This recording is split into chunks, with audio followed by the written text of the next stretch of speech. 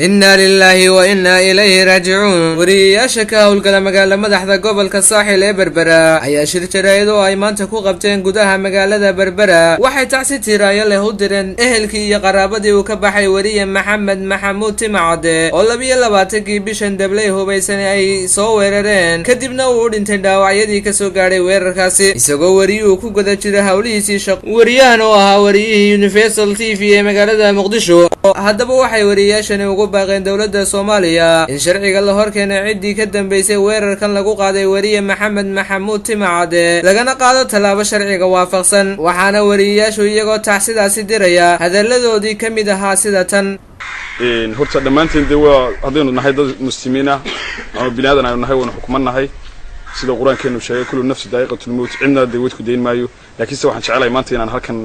dambal tacsiya aan uga diro ehelkii iyo qaraabadii iyo ummadii muslimiinta gaar ahaan Soomaaliyeed oo ka jiriyooday marxuum Maxamed Maxamuud Timcade oo Universal TV uga warramay jiray magaalada Muqdisho waxaan leeyahay Ilaahay naxariista jannaha ka waraabiyo qabriga ha nuuro dhamaana ummadda samiriye iimaan ha ka siiyo intii magaciisa muuqisba tagaanay inna lillahi wa inna ilayhi raaji'uun waxaan halkan tacsiya uga dirayaa wariyihii telefishinka Universal ee magaalada Muqdisho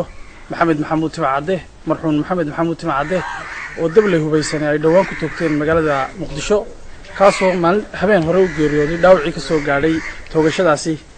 waxa aan si gaar ah tacsiyo u dirayaa qoyskiisii uu ka geeriyooday gaar ahaan carruurtiisii iyo xaaskiisii anigoo guud ahaan bahda warbaahinta ee Soomaaliyeedna tacsi gaar ah iyagana u diraya inna lillahi wa inna ilayhi raxmaan raxiim magacaygu waa mubaarak nirid inna lillahi wa inna ilayhi raaji'uun waxaan halkan ka tacsiyadeeyay Maxamed Maxamuud Timcade oo maalintii shalay toolaha ku geeriyooday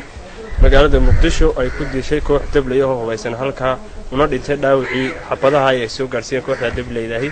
waxaan Maxamed Maxamuud Timcade ka tacsiyadeeyay Allah ha u naxariistay ehelkii iyo qaraabadii uu ka baxay iyo guud ahaanba bahda saxaafadda meel kasta ay joogaan gaar ahaan qoyskiisii xaaskiisii carruurtiisii waxa la samiriyay Ilaahay naga siiyo Maxamed Maxamuud Timcade kuma bixin qoys kaliya wuxuu ahaa nin qaran saxaafadda ummadda Soomaaliyeed oo dhan buu ka baxay marka waan ka tacsiyadeynay geerida naxdinta leh ee ku timid suxufiyiintana waxaan u soo jeedin lahaa dadka mar walba iska dilaya inay ilaahooda ka yaabaan oo iska daayaan maanta ahayn baa la weydiin doonaa sida xandarada ay isu dilaayo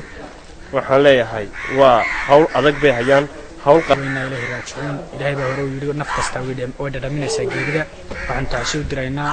wariye Timcade oo ka tirsanaa bahda telefishinka caalamiga ee Universal kana howlgeli jiray magaalada Muqdisho ee dalka Soomaaliya oo ka xunahay geerida ku timi wariyahaasi waxaan noo soo jeedinaa hay'adaha wadankaasi Soomaaliya in ay ka howlgalaan si loo horkeeni lahaa cadaaladda cidii dishay ilaahayna waxaan uga baryaynaa inuu janno ku arsaaqo marxuumkaasi oo runtii isagoo hawshiisa gudanaya u geeriyooday guud ahaan baadaan nahay bahda saxaafadda ee Soomaaliland oo ka xunahay gaar ahaan gobolka saaxil inna lillahi wa nafsi daqiiqatul mawt waxaan halkan tacsiyo uga dirayaa wariye Timcade lagu dilay magaalada Muqdisho taasoo gacan ka aqtaran ay ku dishay weegina soo dhaafay magaalada Muqdisho habeen horena ku geeriyooday magaalada Khalid Xasan Nuur telefishinka caalamiga ee Royal Berbera.